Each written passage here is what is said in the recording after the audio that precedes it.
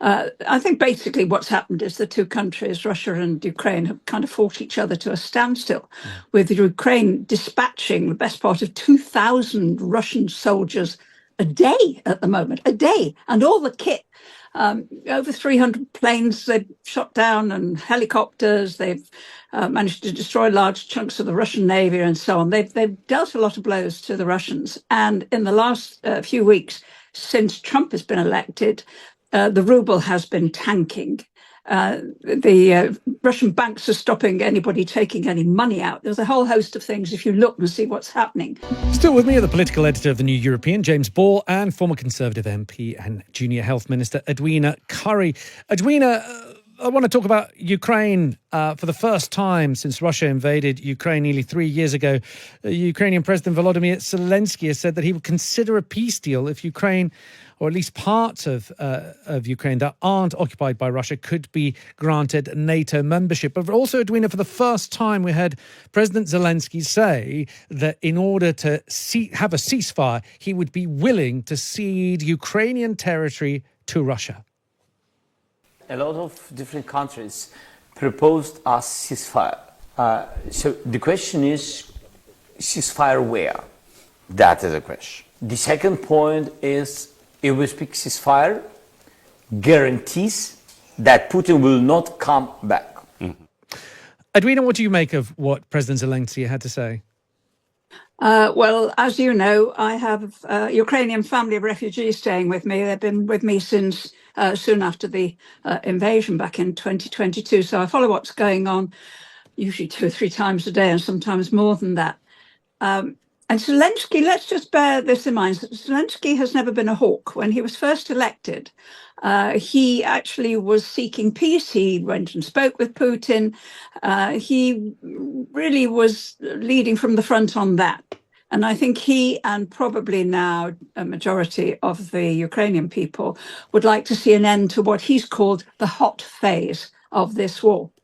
I think basically what's happened is the two countries, Russia and Ukraine, have kind of fought each other to a standstill, with Ukraine dispatching the best part of 2,000 Russian soldiers a day at the moment, a day, and all the kit. Over 300 planes they've shot down and helicopters. They've managed to destroy large chunks of the Russian Navy and so on. They've dealt a lot of blows to the Russians. And in the last few weeks, since Trump has been elected, the ruble has been tanking. The Russian banks are stopping anybody taking any money out. There's a whole host of things if you look and see what's happening. Assuming, and James may correct me, that we can believe some of what we're reading online. I hope so. So basically what Zelensky wants is an end to the hot phase, and he wants guarantees of the land that they are in occupation of, and basically negotiating the rest at some future point. And the guarantee he's talking about is NATO. He's actually asked that the accession to NATO talks could start within a week. Now, all of this is a negotiating position. All of this is putting himself in a position where he's got something to talk through with Trump, who he's already met and spoken to very early on, and to then put themselves in a good position when Trump starts talking to Russia.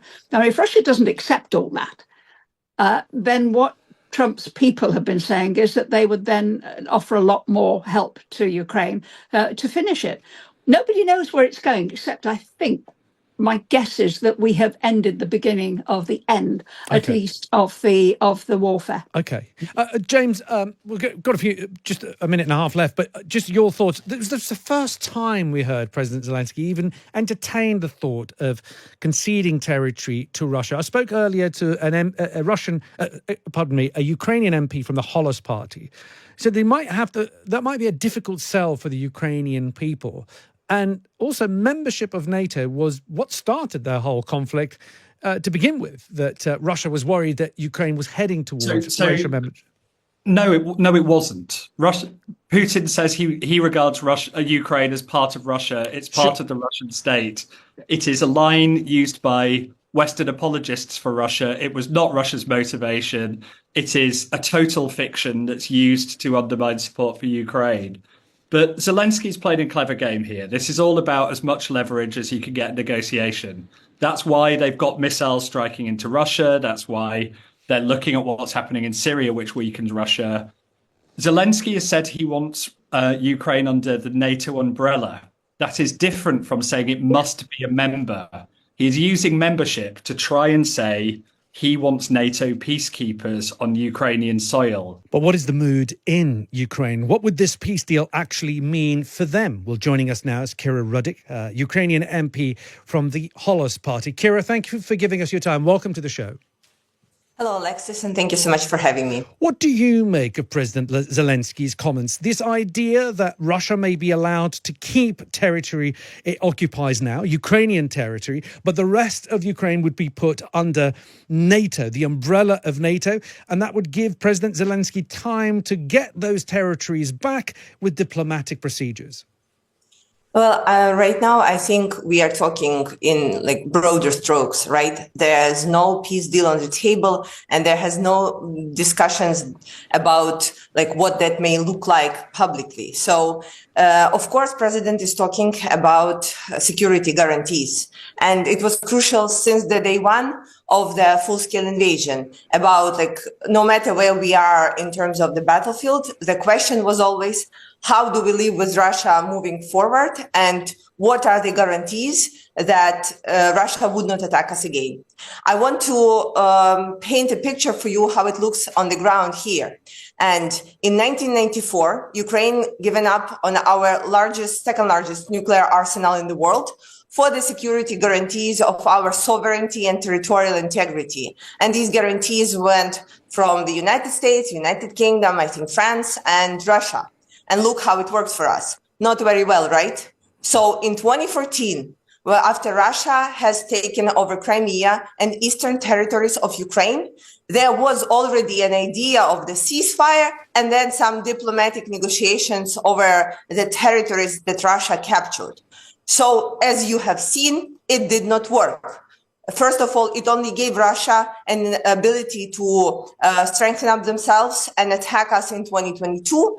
And second, this idea of the ceasefire, it was never executed properly because since 2014, Russia was constantly attacking us on the border, on the battlefield.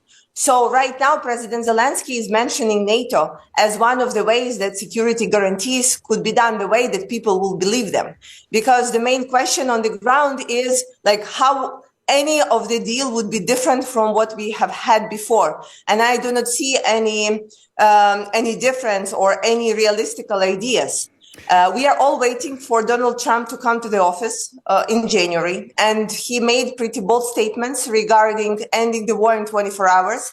And this is why all those peace deal discussions have been circling around, because we have anticipation that there would be some sort of proposal from the White House. However, there is nothing serious right now in the air.